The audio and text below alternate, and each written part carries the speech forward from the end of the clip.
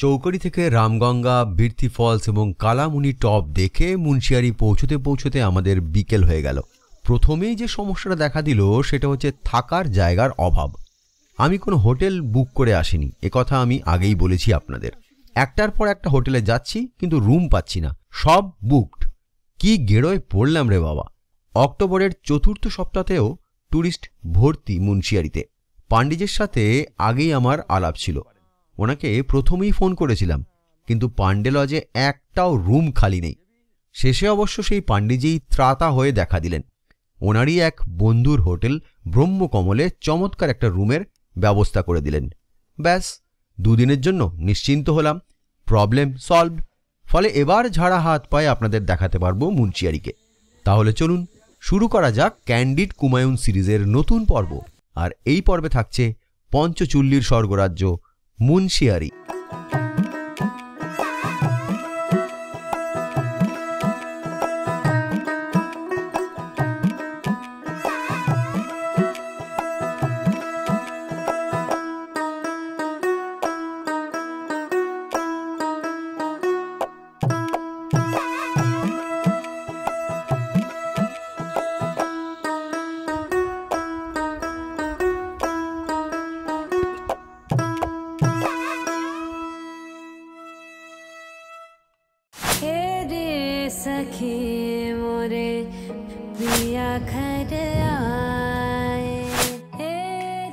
চলো জয় Kedar.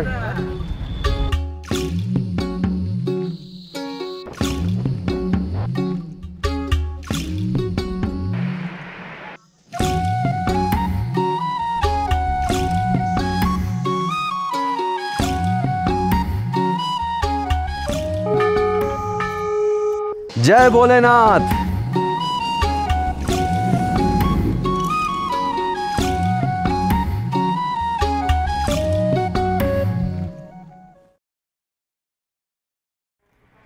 Welcome to Munsiyari. চলে এসেছি, আমরা পৌঁছে গিয়েছি মুন্সিয়ারিতে।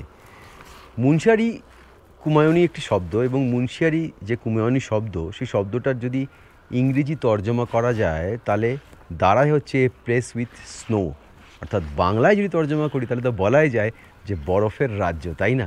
যাই হোক, মুন্সিয়ারির গল্প তো হবেই। মুন্সিয়ারির পর্বে আমি মুন্সিয়ারির গল্পই তুলে ধরবো। এই মুহূর্তে সবে ঢুকেছি, বুঝতেই পারছেন ঝোড়ো কাকের মতো চেহারা। 100 কিলোমিটার জার্নি করে এসেছি।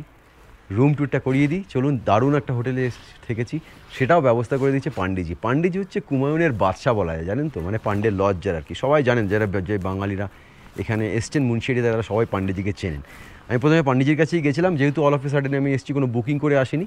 ওনাকে ফোন করেছিলাম, ওনার ওখানে কোনো ব্যবস্থা নেই, কারণ ফুল বুকড। যারা বুকিং করেছে তারা তো স্বাভাবিকভাবেই জায়গা পাবেন।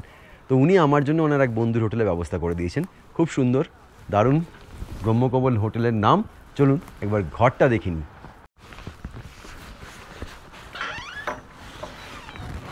এই হচ্ছে আমাদের ঘর। পছন্দ হয়েছে ঘর খুব। এখানে আয়না আছে, টেবিল, বেডসাইড টেবিল, দুটো চেয়ার, মাল আমরা অলরেডি রেখে দিয়েছি ঘরে। টিভি, ও মৃতপ্রায়, আমি দেখি না টিভি।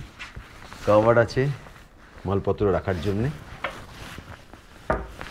এই সাইডেও একটা বেডসাইড টেবিল রয়েছে, বড় বড় জানলা ঘরে। আর টেরাসের গল্প আমি একটু পরে বলছি। এই গিজার রয়েছে, কোমোড রয়েছে, সুন্দর বাথরুম, বেসিন, আয়না। এই দেখুন, এই পাশে একটা ব্যালকনি, দারুণ কোজি একটা রুম এবং সুন্দর ব্যালকনি। এটা হচ্ছে এই সাইডে। এইবার সামনের দিকে চলুন, মানে যে দিক থেকে আমরা ঢুকলাম, সদর দরজা যাকে বলে, এই হচ্ছে সদর দরজা। গেট খুললাম, সামনে সুন্দর দুর্দান্ত একটা টেরেস। এখানে বসে মুন্সিয়ারির শোভা দেখুন। হ্যাঁ, মেঘ হয়ে আছে, বিকেল হয়ে এসছে, মেঘলা। পঞ্চচুল্লি রেঞ্জটা দেখা যাচ্ছে না, দেখা গেলে ভালো হতো, কপালে নেই, কিছু করার নেই। যা দেখা যাচ্ছে তাই তুলে ধরবো আপনাদের সামনে। এখন তো ক্লাউড, পুরো মেঘাচ্ছন্ন আকাশ। এই হচ্ছে আমাদের থাকার বন্দোবস্ত। রুম রেন্ট 2,500 টাকা চেয়েছিল, পান্ডেজি বলে করে ওটা 2,000 টাকা করেছে। এই হচ্ছে মোদ্দা কথা, যেহেতু পান্ডেজির বন্ধুর হোটেল এটা, ঠিক আছে। এই হচ্ছে হোটেলের গল্প, মানে থাকার জায়গার গল্প। এরপরে চলতে থাকবে মুন্সিয়ারির গল্প, ছবিও তুলে ধরবো আপনাদের সামনে। Munsiyari, a place with snow. উত্তরাখণ্ডের কুমায়ুন অঞ্চলের হটস্পট এই মুন্সিয়ারি। পিথোরাগড় জেলার এই ছোট্ট পাহাড়ি জনপদটির উচ্চতা 7,200 ফুট। অনাবিল প্রকৃতি, উদার হিমালয়, রোমহর্ষক ট্রেক রুট, প্রাচীন সল্ট রুট, সঙ্গে পুরাণ কাহিনী, সব মিলিয়ে মুন্সিয়ারি যেন এক রূপকথার রাজ্য। পঞ্চচুল্লি মেঘে ঢাকা ঠিকই, কিন্তু অস্তরাগ তো আছে। তাই অস্তরাগের মানে রঙে আমরা নিজেদেরকে রাঙিয়ে নিয়ে চলুন। মুন্সিয়ারির আকাশে এখন অস্তরাগ, তার রঙটা তো দেখি নাকি। পঞ্চচুল্লি কপালে থাকলে দেখব, না হলে আর কি করা যাবে। কিন্তু আকাশে যে রঙের মেলা, অস্তরাগের রঙের মেলা, সেটা থেকে তো আমরা বঞ্চিত নই, সেটা তো দেখতে পারি। মহাভারতের সঙ্গেও যোগ রয়েছে এই মুন্সিয়ারির। কথিত আছে কুরুক্ষেত্র যুদ্ধ শেষে পাণ্ডবরা তাদের বংশধরদের হাতে রাজ্যভার তুলে দিয়ে এই মুন্সিয়ারি দিয়েই স্বর্গযাত্রার উদ্দেশ্যে রওনা দিয়েছিলেন। তার আগে মর্তে তাদের শেষ রান্না হয়েছিল এই মুন্সিয়ারিতেই। দ্রৌপদী হিমালয়ের 5টি চূড়োয় পঞ্চ পাণ্ডবের জন্য রান্না করেছিলেন। চুল্লি অর্থে উনুন, সেই সূত্র ধরেই এই 5টি হিমালয় শৃঙ্গের নাম পঞ্চচুল্লি।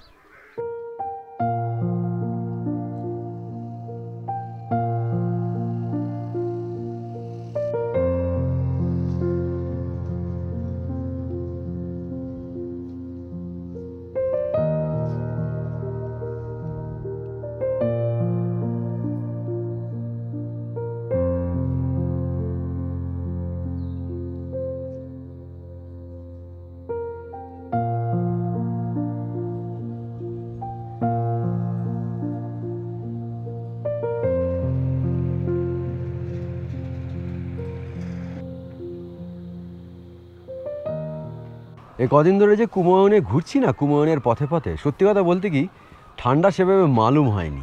হ্যাঁ, রাতের দিকে একটু ঠান্ডা হচ্ছিল, কিন্তু দিনের বেলাটা বেশ গরমই লাগছিল। মুন্সিয়ারিতে ঢোকার পরে এবারে একটা মানে হাড় কাঁপুনি হাওয়া দিচ্ছে আর কি। এখন একেবারে মানে ঝনঝন করে উঠছে শরীর, ঠান্ডা লাগছে। এবার জ্যাকেট নামাতে হবে। আমি তো এতদিন জ্যাকেট না, জাস্ট এই উইন্ডশিটটা দিয়ে চালাচ্ছিলাম। এবার জ্যাকেট নামাতে হবে। বেশ ঠান্ডা, মানে এখনই কাঁপিয়ে দিচ্ছে। রাত্রিবেলা তো আরও ঠান্ডা বাড়বে আর কি। ঠিক আছে, চলুন, যা যা ছবি হবে সব তুলে ধরছি পরপর আপনাদের সামনে। আর মুন্সিয়ারির গল্পও অনেক করতে হবে আপনাদের, সেসব গল্প বাকি থেকে গেছে, সেই গল্পও তুলে ধরবো আপনাদের সামনে, গল্প শোনাবো আপনাদের। মুন্সিয়ারিতে সন্ধ্যা নামছে, আকাশে ছেঁড়া ছেঁড়া মেঘ আর জোনাকির মতো জ্বলছে আলোগুলো।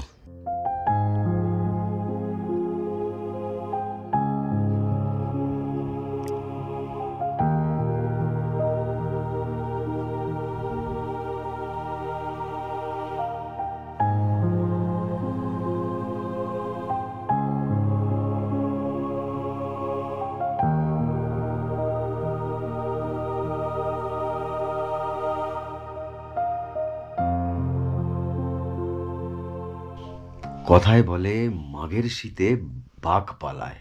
যদিও কলকাতায় এখন আর মাঘ মাসে সেই ঠান্ডা পড়ে না, কিন্তু মুন্সিয়ারিতে এসে হাড় কাঁপিয়ে দিচ্ছে। এখন সব লেপের তলায় তো নেট ফেট করছে।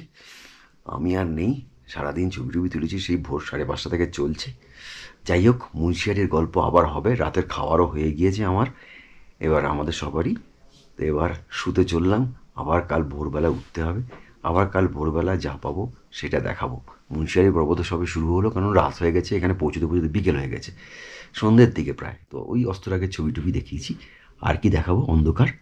তো যাই হোক, আমি শুতে চললাম। আর আরেকটা কথা, আপনারা ততক্ষণ রাতের মুন্সিয়ারির কিছু স্থির চিত্র দেখতে থাকুন। তাহলে আমি চললাম, কাল সকালে আবার দেখা হবে। Lights off.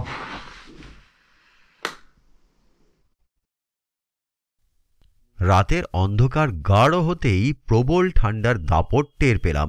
আর অদ্ভুত ব্যাপার, মেঘেদের অবগুণ্ঠন খুলে রাতের আকাশে জেগে উঠল পঞ্চচুল্লি। রাতের আকাশে পঞ্চচুল্লির এক অপার্থিব রূপ চোখের সামনে। সাধারণভাবে ক্যামেরার ভিডিওতে তা ধরা সম্ভব নয়, তাই ডিএসএলআরের সেটিংসে লং এক্সপোজার ব্যবহার করে তার কিছুটা তুলে এনেছি আপনাদের জন্য।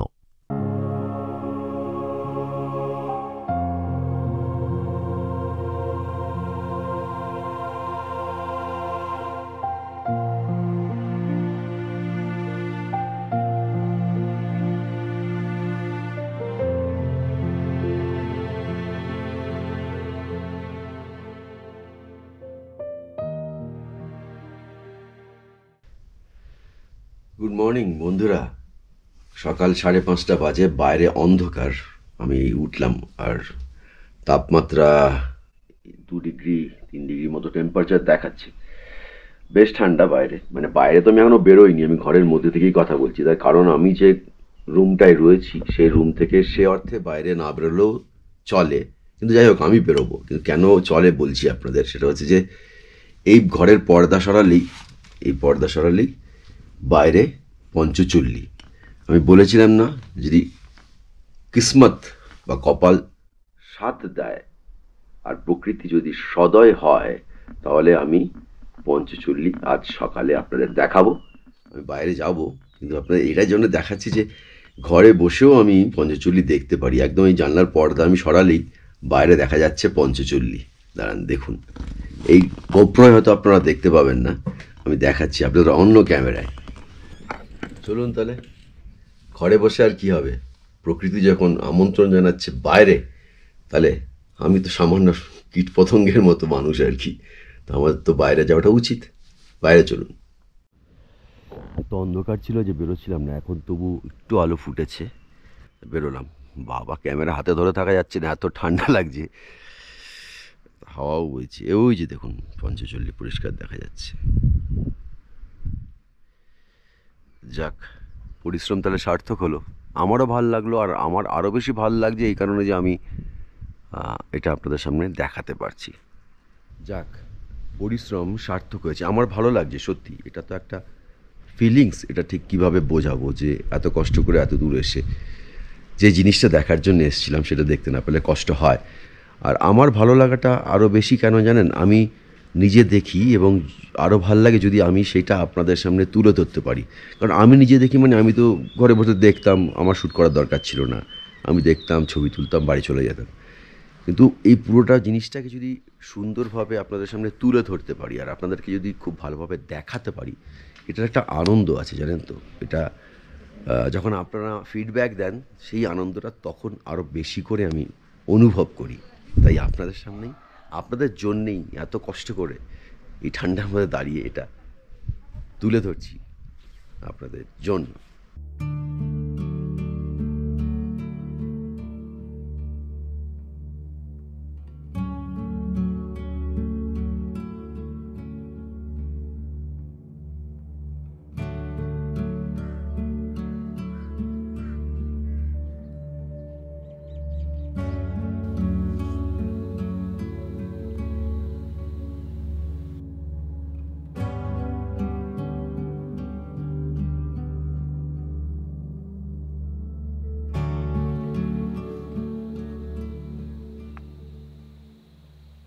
ঠান্ডায় কাঁপছি, একেবারে জমে যাওয়ার মতো অবস্থা।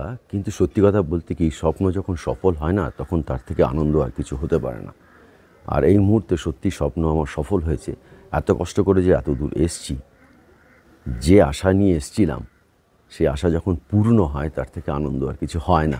আমার পেছনে আকাশ জুড়ে দাঁড়িয়ে রয়েছে পঞ্চচল্লির 5টা পিক, এবং 5টা পিকই পরিষ্কার স্পষ্ট দেখা যাচ্ছে। এক অদ্ভুত অনুভূতি, অদ্ভুত আনন্দ। আর এই অনুভূতিটা যে আপনাদের সঙ্গে শেয়ার করতে পারছি, এটা আমার কাছে পরম পাওনা।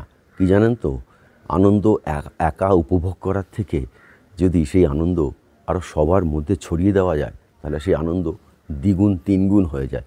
এটা বরাবর শিখে এসেছি ছোটোবেলা থেকে, যে ভালো জিনিস সবসময় শেয়ার করতে হয়, মানুষের মধ্যে ছড়িয়ে দিতে হয়। আমার ক্যামেরার মধ্যে দিয়ে আপনারাও এই আনন্দ উপভোগ করুন, এটাই চাইব। এবার সূর্যের আলো আস্তে আস্তে পড়ছে পঞ্চচল্লির একেবারে মাথায়।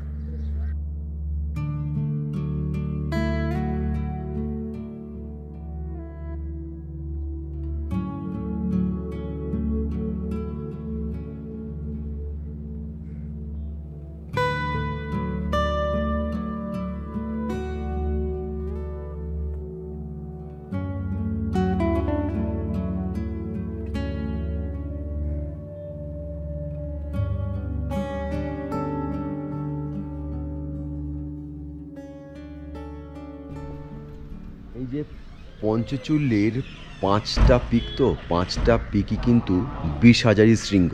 এর মধ্যে পঞ্চচল্লির 5টা পিকের মধ্যে সেকেন্ড পিকটা হলো, অর্থাৎ পঞ্চচুল্লী 2 এটাই হলো সর্বোচ্চ শৃঙ্গ। এর উচ্চতা হচ্ছে 22,651 ফুট।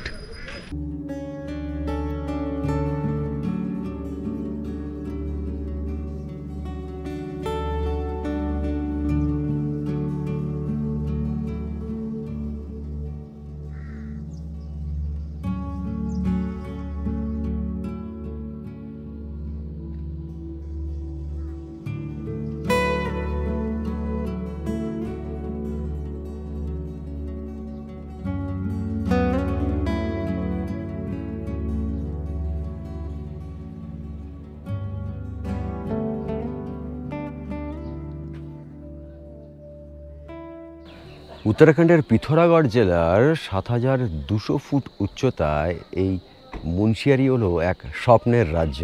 এর এখানে এলে আকাশ জুড়ে দাঁড়িয়ে থাকে পঞ্চচুল্লী। তার অপরূপ রূপ মুগ্ধ করে প্রতিটি মানুষকে।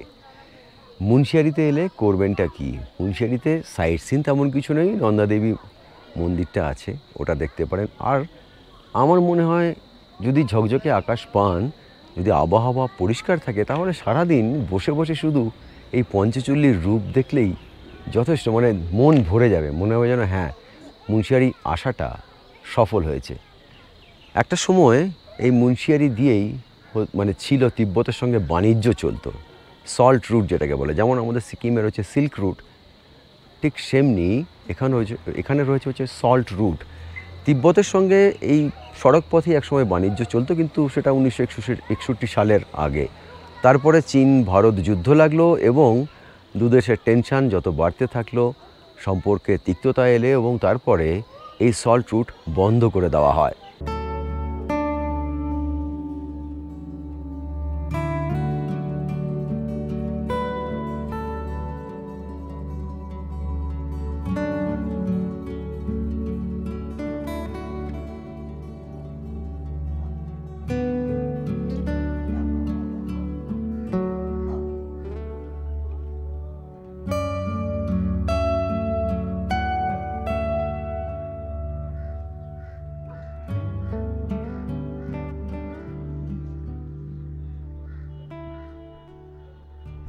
এই যে পঞ্চচুল্লী, এই পঞ্চচুল্লীর তো 5টা পিক। অ্যাকচুয়ালি পঞ্চচুল্লী কেন নাম হয়েছে নিশ্চয়ই জানেন আপনারা। সেটা হচ্ছে যে মহাভারতে যখন পঞ্চপাণ্ডব মহাপ্রস্থানের পথে যাচ্ছিলেন, তখন দ্রৌপদী এই 5টা পিকের মাথায় রান্না করতেন, অর্থাৎ উনুন, চুল্লি।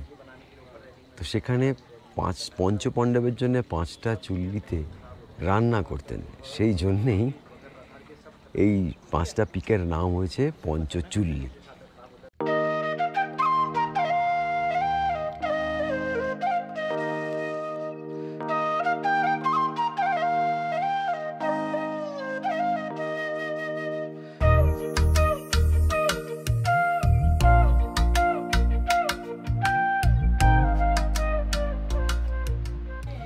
এই পঞ্চচুল্লির মধ্যে সেকেন্ড পিকটা, মানে পঞ্চচুল্লী 2 নম্বর পিক যেটা, সেই শৃঙ্গটা হচ্ছে সবথেকে হাইয়েস্ট। এবং 1973 সালের 26শে মে ইন্দো টিবেটান বর্ডারের একটি প্রতিনিধি দল এই শৃঙ্গটি, অর্থাৎ পঞ্চচুল্লী 2 নম্বর শৃঙ্গটি প্রথম জয় করেন এবং তার নেতৃত্বে ছিলেন মহেন্দ্র সিং।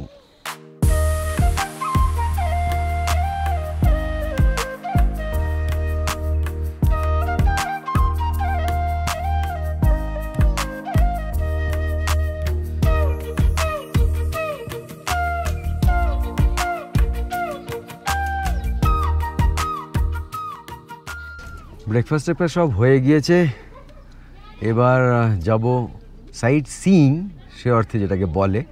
প্রথমে যাব নন্দাদেবী টেম্পল, যাব তো নন্দাদেবী টেম্পল মুন্সিয়ারির খুব বিখ্যাত একটি মন্দির। বেসিক্যালি নন্দাদেবী লোকজ দেবী, লোকাল দেইতি যাকে বলে, কিন্তু নন্দাদেবী আসলে দুর্গারই আরেক রূপ।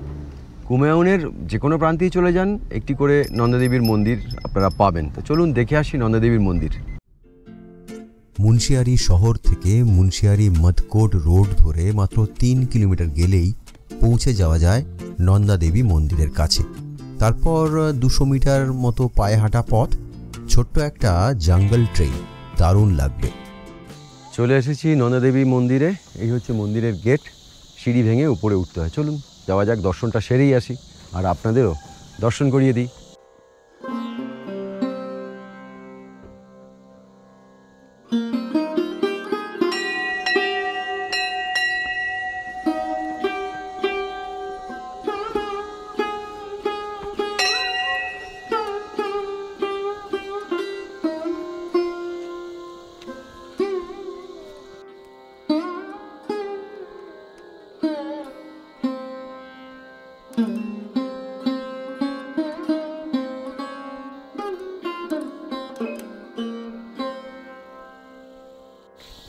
এরকম মসৃণ পথ, হাঁটতে অসুবিধা হবে না, আরামসে চলে আসতে পারবেন। বেশ গাছগাছালির ছায়া আছে জঙ্গলের ভেতর দিয়ে, এরকম বাঁধানো পথ করা আছে। এই হচ্ছে গেট, মানে একদম মন্দিরের প্রবেশের গেট আর কি। আচ্ছা, নন্দাদেবী দর্শন করতে হলে কিন্তু টিকিট কাটতে হবে, 30 টাকা করে প্রবেশ মূল্য। টিকিটটা কেটে তারপর এখানে এই যে বেশ কিছু মানুষ এসছে, লাইনও পড়েছে টিকিটের, তো প্রবেশ মূল্য দিয়ে তারপর দেবীর দর্শন সেরে আসি। ঢুকে পড়েছি নন্দিনীর, একটা গার্ডেনিং করা আছে সুন্দর, ভালোই সুন্দর। মুন্সিয়ারিতে একটা প্রবলেম হচ্ছে, মুন্সিয়ারিতে ড্রোন ওড়ানো বারণ, নিষেধাজ্ঞা রয়েছে, কারণ যেহেতু এটা বর্ডার ইয়ে, তো এখানে ড্রোন ওড়ানো যাবে না। লুকিয়ে চুরিয়ে ওড়ায়, আমি লুকিয়ে চুরিয়ে ওড়ানোর পক্ষপাতী নই, তাই ড্রোন ভিজুয়াল আপনাদের দেখাতে পারছি না।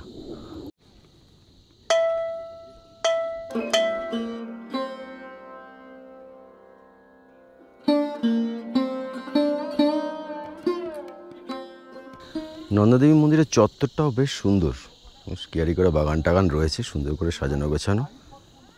আর ওই হচ্ছে মন্দির, ওখানে একটা বসার জায়গাও রয়েছে সুন্দর, একদম নিরিবিলি নির্জন পরিবেশ আর কি।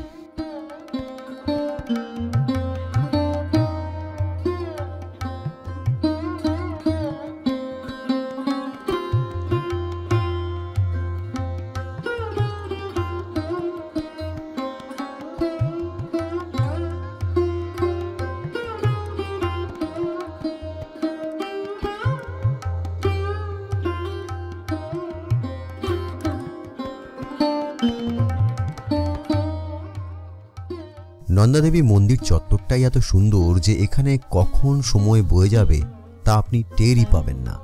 হাতে সময় নিয়ে চারপাশটা ধীরে সুস্থে ঘুরে দেখুন। প্রকৃতির সঙ্গে সময় কাটা নিশ্চিন্তে। চারদিকে অজস্র রং বেরঙের ফুলের সমাহার, পাখিদের কলতান, ফুলে ফুলে মৌমাছি ও প্রজাপতিদের ওড়াওড়ি। মন ভরে যাবে। আমার তো মন ভরে গিয়েছিল, তাই সব কিছু আপনাদের দেখাবো বলে ধৈর্য ধরে ঝোলায় পুরে নিয়ে এসেছি। আপনাদেরকে যে ভুলিনি তার প্রমাণ এই ছবি। এই হচ্ছে নন্দাদেবীর মন্দির, আর নন্দাদেবীর মন্দিরের ঠিক উল্টো দিকেই পঞ্চচুলির রেঞ্জটা পুরো দেখা যায়, কিন্তু এখন মেঘে ঢাকা। সকাল থেকে প্রচুর দেখেছি, সারাক্ষণই ওপেন ছিল, কোনো সমস্যা হয়নি। এই মুহূর্তে একটু বেলা বাড়ার জন্য মেঘে ঢেকে গিয়েছে। ৭,৫০০ ফুট উচ্চতায় নন্দাদেবী মন্দির এখানকার বাসিন্দাদের কাছে এক পবিত্র স্থান। নন্দাদেবী আদতে দুর্গার আরেক রূপ। কুমায়ুনেরা মনে করেন মা দুর্গার অবতার হলেন নন্দাদেবী, যিনি গোটা কুমায়ুন অঞ্চলের রক্ষাকর্ত্রী। আমরা যেমন মা দুর্গাকে শক্তির আধার বলে পুজো করে থাকি, তাই তো বলে থাকি মা দুর্গা হলেন শক্তিরূপেণ সংস্থিতা। ঠিক তেমনই এখানকার মানুষও মনে করেন নন্দাদেবী হলেন শক্তির উৎস, যিনি দুষ্টের দমন এবং শিষ্টের পালন করেন।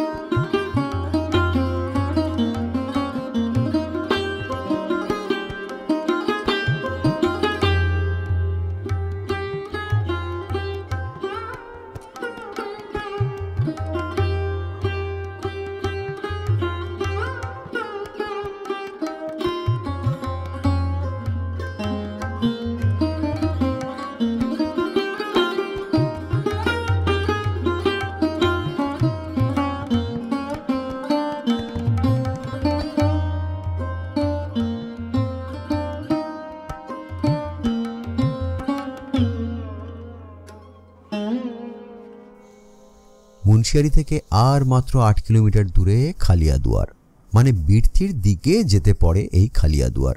আর এই খালিয়াদুয়ার থেকে ট্রেক করে পৌঁছে যাওয়া যায় খালিয়া টপে, যেখান থেকে পুরো 360 ডিগ্রি ভিউ পাওয়া যায়।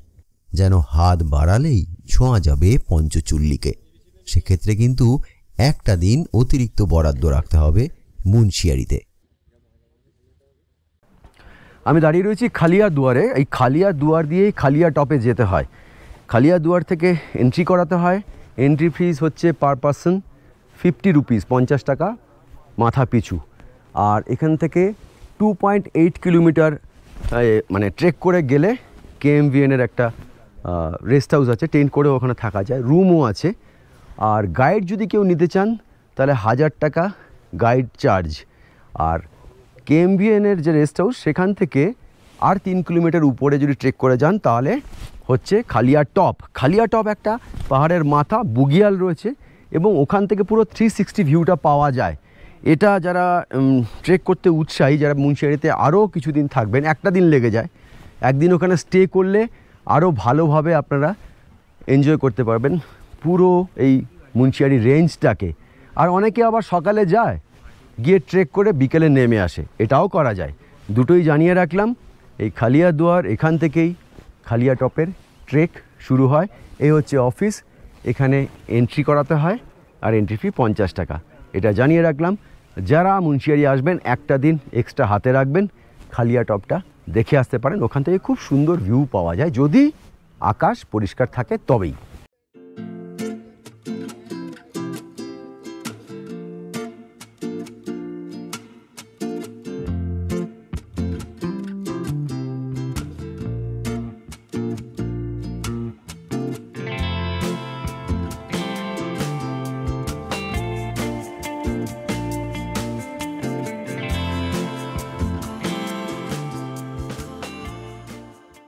এখন চলে এসেছি আমরা ট্রাইবাল হেরিটেজ মিউজিয়ামে, অর্থাৎ কুমায়ুনি কালচার, কুমায়ুনি সংস্কৃতি তো অনেক পুরনো, প্রাচীন। তো এখানকার আদিবাসীদের জীবনযাত্রার নানা নিদর্শনকে তুলে ধরা হয়েছে এই মিউজিয়ামের ভেতরে। স্থানীয় বাসিন্দাদের হাতে তৈরি বিভিন্ন হস্তশিল্পের নমুনাও রাখা রয়েছে এই মিউজিয়ামের ভেতরে। ফলে আপনারা এলে এই মিউজিয়ামটা একবার ঘুরে দেখবেন, তাহলে এখানকার সংস্কৃতি, আদিবাসীদের সংস্কৃতির সম্পর্কে একটা সম্যক ধারণা তৈরি হবে আপনাদের।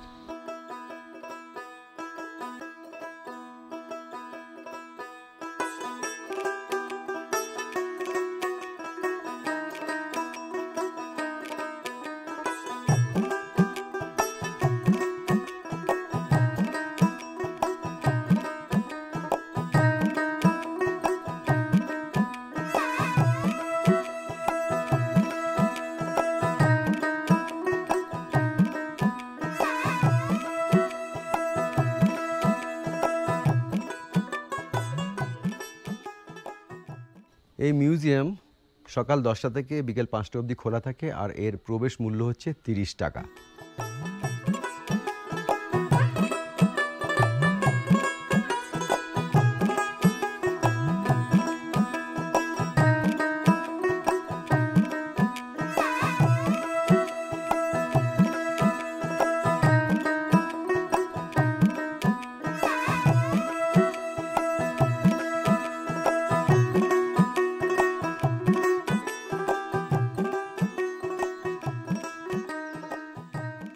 মুন্সিয়ারি দিয়েই কিন্তু যাওয়া যায় মিলাম ভ্যালি। আর এই গৌরীগঙ্গার উৎপত্তিস্থলও কিন্তু মিলাম গ্লেসিয়ার। আগামী দিনে হয়তো মিলাম ভ্যালিতেও ট্যুরিস্টরা যেতে পারবেন। রাস্তা তৈরি হচ্ছে মুন্সিয়ারি থেকেই, কারণ বুঝতেই পারছেন এটা একদম ভারত এবং তিব্বত সীমান্তবর্তী এলাকা। ফলে সীমান্তে যাতে সেনা মুভমেন্ট দ্রুত করা যায় তার জন্যে কেন্দ্র সরকার উদ্যোগ নিয়েছে, রাস্তাঘাট তৈরি হচ্ছে।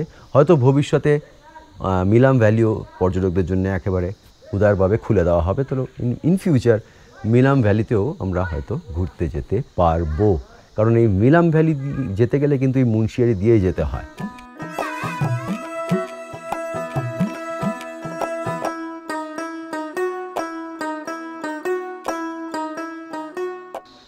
একটু আগেই আপনাদেরকে বলছিলাম না মিলাম ভ্যালি বা মিলাম গ্লেসিয়ারের কথা, যেখান থেকে নন্দাদেবীকে একদম ছুঁতে পারা যায়। তো মিলাম গ্লেসিয়ার বা মিলাম ভ্যালি মুন্সিয়ারি থেকে 70 কিলোমিটার দূরত্ব, মানে এখান থেকে 70 কিলোমিটার। 30 কিলোমিটার অবধি রাস্তা হয়ে গিয়েছে, অর্থাৎ মুন্সিয়ারি থেকে 30 কিলোমিটার অবধি গাড়ি যায়। গাড়ি বলে একটি জায়গা, রেল গাড়ি বলে একটি জায়গা আছে, সেই অবধি গাড়ি যায়। বাকি যে 40 আর 30, 70 কিলোমিটার টোটাল, 30 কিলোমিটার রাস্তা হয়ে গিয়েছে, বাকি 40 কিলোমিটার ট্রেক করে যেতে হয়। 40-80 কিলোমিটার ট্রেক করতে হয়। আর মুন্সিয়ারি থেকে সেই ট্রেকিং করার পারমিশন নিতে হয়। মুন্সিয়ারি থেকে পারমিট করালে তারপরে ট্রেকাররা যেতে পারেন। 30 কিলোমিটার অবধি গাড়ি যাবে, বাকি 40 কিলোমিটার হাঁটতে হবে। 40 আর 30 70। কিন্তু আগামী দিনে ভবিষ্যতে পুরো মিলাম গ্লেসিয়ার পর্যন্ত গাড়ি চলে যাবে, মিলাম ভ্যালি অবধি গাড়ি চলে যাবে, কারণ 30 কিলোমিটার অবধি রাস্তা ইতিমধ্যেই হয়ে গিয়েছে। বর্ডার রোড অর্গানাইজেশন সেই কাজ করছে। আর একটা জিনিস আপনাদের জানাই, এই যে আমার হাতের সোজাসুজি যে বড় পাহাড়টা দেখতে পাচ্ছেন, এই যে বড় পাহাড়টা, এই পাহাড়টার পেছনেই কিন্তু মিলাম ভ্যালি বা মিলাম গ্লেসিয়ার, যেখানে গেলে চায়না বর্ডার একদম গায়ে, এই পাহাড়টার ঠিক পিছনেই হচ্ছে চায়না বর্ডার এবং মিলাম গ্লেসিয়ার বা মিলাম ভ্যালি, যেখান থেকে নন্দা দেবীকে প্রায় স্পর্শ করা যায়। তো এই পাহাড়ের পিছনে মিলাম ভ্যালি, যার দূরত্ব হচ্ছে 70 কিলোমিটার। 30 কিলোমিটার অবধি রাস্তা ইতিমধ্যেই হয়ে গিয়েছে, বাকি 40 কিলোমিটার ট্রেক করতে হয়। তো আগামী দিনে হয়তো আমরা ওই অবধি গাড়িতে পৌঁছে যাব বলে আশা করছি। তখন পর্যটকরা ওই অবধি গাড়িতে যেতে পারবেন, এখন যদিও ট্রেক করে যেতে হয়। এই যে পাহাড়টা মাঝখানে স্ক্রিনের, এর পেছনেই মিলাম ভ্যালি বা মিলাম গ্লেসিয়ার, ওখান থেকেই গৌরীগঙ্গার উৎপত্তি স্থল। আর ওই যে উঁচুটাকে বলে শিবলিঙ্গ। এই যে আমার পেছনে গাছটা দেখছেন, এই গাছে যে ফলগুলো ধরে রয়েছে, এটাকে বলে পাঙাড়, পাঙাড় গাছ আর কি। ফলটা হচ্ছে পাঙাড় ফল। একটা সময়, মানে অনেক আগে, যখন সাবান টাবান ছিল না, তখন মানুষ এই ফল দিয়েই জামা কাপড় কাচতো বা স্নান করার সাবান হিসেবে, সোপ হিসেবে ব্যবহার করতো। এখন তো অবসলিট হয়ে গেছে, এই ফল এমনি পড়ে থাকে। তবে এটা দু ধরনের ফল হয়। এক ধরনের ফল এটা, যেটা পাঙাড়, যেটা সাবানের বিকল্প হিসেবে ব্যবহার করা হয়। আরেক ধরনের পাঙাড় আছে যেটা মানুষ খায়, মানে খাওয়ার জিনিস, খাওয়ার ফল আর কি। এটা একটা ইন্টারেস্টিং জিনিস পেলাম এখানকার লোকজনের সঙ্গে কথা বলে, মানে এখানে একজন গাইড আছে, তার সঙ্গে আলাপ হলো, তার সঙ্গে কথা বলে।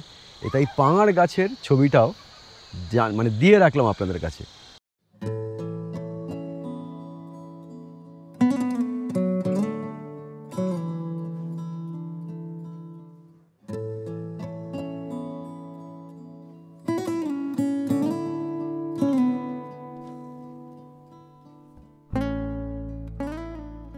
একটা মজার ঘটনা বলি। আমি এখান দিয়ে যাচ্ছিলাম মিউজিয়াম দেখে, তো পাণ্ডেজির সঙ্গে দেখা হঠাৎ দেখি রাস্তায়। এবার উনি যেহেতু ওনার মানে হোটেলে থাকতে দিতে পারেননি, কারণ রুম ফাঁকা ছিল না, ফলে আমাদেরকে ব্রহ্মকমলে যেতে হয়েছিল। উনি ব্যবস্থা করে দিয়েছিলেন। পাণ্ডেজি আমার খুব পুরনো পরিচিত, এবং পাণ্ডেজি বাঙালিদের প্রচণ্ড ভালোবাসেন, পছন্দ করেন, বাংলার প্রতি ওনার একটা টান আছে। এবং আপনারা জানেন, অনেকেই বা অনেকে জানেন না, যে উনি ভালো বাংলাও বলতে পারেন। পাণ্ডে লজ নিয়ে বিজ্ঞাপন করার কিছু নেই, অনেক বাঙালি এখানে আসেন, থাকেন, খান, সবাই মানে ওনাকে ভরসা করেন। আর একটা জিনিস আমার বলার, যে কুমায়ুনে যদি কোনো বিপদে পড়েন, আমি বলি ওনাকে কুমায়ুনের বাদশাহ, তাহলে নির্দ্বিধায় ওনাকে ফোন করবেন, কোনো প্রবলেম, গাড়ির প্রবলেম, থাকার প্রবলেম, যে কোনো প্রবলেমে। এটা আমি এমনি জানিয়ে রাখলাম। আমি এখানে থাকিও নি, ফলে আমার এখানে কোনো কমিশনের ব্যাপার নেই, কোনো কিছুর ব্যাপার নেই। তো উনি ভালো বাংলা বলতে পারে। তো উনি আজকে আমাকে লাঞ্চে আমন্ত্রণ জানিয়েছেন, কেন না যেহেতু উনি থাকতে দিতে পারেননি তাই। তো আমি ওনাকেই ফোন করে এসেছিলাম, যেহেতু অল অফ এ সাডেন আমি এসেছি, তো আমি তো কোনো বুকিং করে আসিনি।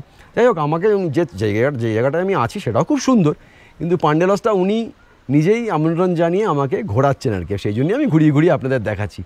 मैं मेरा पांडे लॉज चलाता हूँ। पांडे लॉज 1982 से चलाता हूँ, और मेरे पास 500 रुपये से लेके 2000 तक के रूम हैं। और मेरा बेसिकली बंगाली होटल है। खाने का प्रिपरेशन से रह रहने का प्रिपरेशन से के सब कुछ हम बंगाली करता है।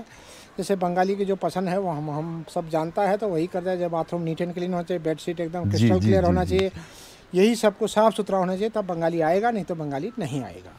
ये मेरा मूल मंत्र है। Thank you. তো উনি ওনার ঘরগুলো আমাকে দেখতে বললেন। আমি যদিও এখানে থাকার জায়গা পাইনি, সব রুম বুকড এখানে। সেই ঘরগুলো আমি একটু ঘুরে ঘুরে দেখছি। যে জেনারেলি আপনি দেখেছেন আপনারা যে আমি কখনো রুমের এত কিছু দেখাই না। ওনার আমন্ত্রণে এলাম, ওনার আমন্ত্রণে এটা ঘুরে গেলাম। উনি এখানে লাঞ্চের আমন্ত্রণ জানিয়েছেন, লাঞ্চ টাঞ্চ সেরে তারপরে আমি হোটেলে যাব। পাণ্ডেজির দৌলতে অনেকদিন পরে বাঙালি খাবার খাবো। মুসুর ডাল, আলু পোস্ত, আলু ভাজা, এগ কারি।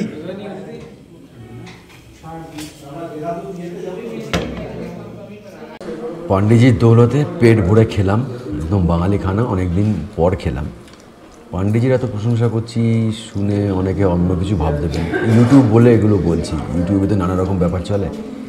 যারা এসেছেন এখানে তারা জানবেন যে আমি কেন এই কথাগুলো বলছি, যারা আসেননি তারা অন্য কিছু ভাবতে পারে। কিন্তু যারা এসেছেন পান্ডে লজে, থেকেছেন, খেয়েছেন, তারা জানেন যে এখানকার পরিষেবা, খাওয়া দাওয়ার মানটা বেশ ভালো, আর রুমগুলোও সত্যি খুব সুন্দর। আর উনি ডেকে নিয়ে গেলেন তাই আমি রুমগুলো দেখালাম, এর পেছনে আমার কোনো উদ্দেশ্য কিছু নেই। আর আমি এটা ভালো খাবার তোমাকে খেতেই হতো, উনি ডাকলেন, এখানে খেলাম। তবে হ্যাঁ, বিনা পয়সায় আমি খাচ্ছি না, আমি পয়সা দিয়েই খাবো। খাওয়া দাওয়া হয়ে গিয়েছে, আমার হলো 860 টাকা বিল। খাওয়া দাওয়া একটু কস্টলি হবেই, বাঙালি খাবার, আর এখানে তো রিমোট একটি জায়গা, একটু কস্টলি হবে।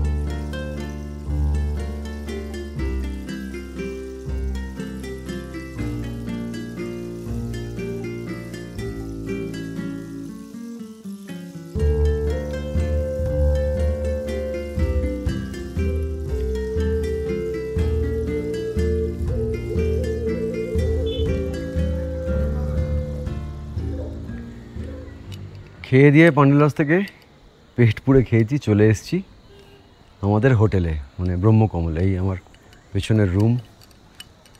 আর কি করব, কিছু করার নেই এই মুহূর্তে, আর কোথাও যাওয়ারও নেই। তো আর এই পেছনে আপাতত মেঘাচ্ছন্ন হয়ে রয়েছে, তার পেছনে আড়ালে লুকিয়ে পড়েছে পঞ্চচুল্লি। তো আপাতত আর কি করি। আর যেটা বড় সমস্যা হলো যে সকাল থেকে কারেন্ট নেই, আর আমার প্রত্যেকটা ক্যামেরাই এখন খেতে দাও করে চিৎকার করছে। মাঝে তো গোপ্রো একবার বন্ধও হয়ে গেল, ফলে শ্যুট করার মতো আর কিছু নেই। তো এবার আপাতত ঘরে ঢুকি, দেখি বিকেলবেলা কি ওয়েদার থাকে। বিকেলে যদি একটু ওদিকটা লাল হয়, আবার যদি অস্তরাগের ছোঁয়া আকাশে দেখা দেয়, তাহলে আবার সেই ছবি তুলে ধরবো। এই মুহূর্তে আপাতত গিয়ে বসি, আর কি করব, কিছু তো করার নেই।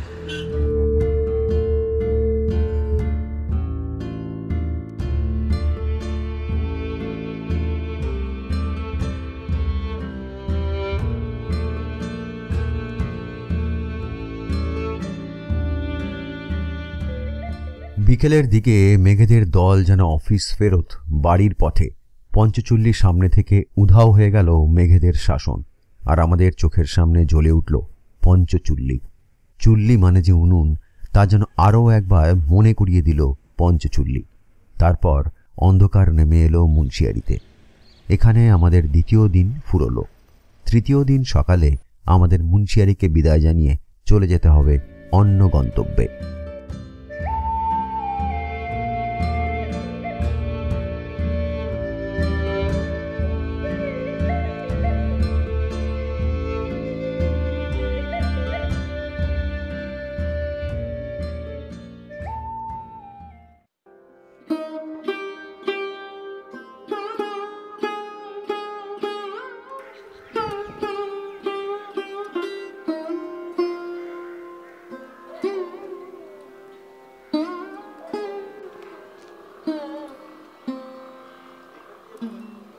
মুন্সিয়ারির পর্ব এবার চুকিয়ে ফেলতে হবে, কিন্তু যাওয়ার আগে ওই দেখুন পঞ্চচুল্লি যেন বিদায় জানানোর জন্য আমাদের টাটা করছে।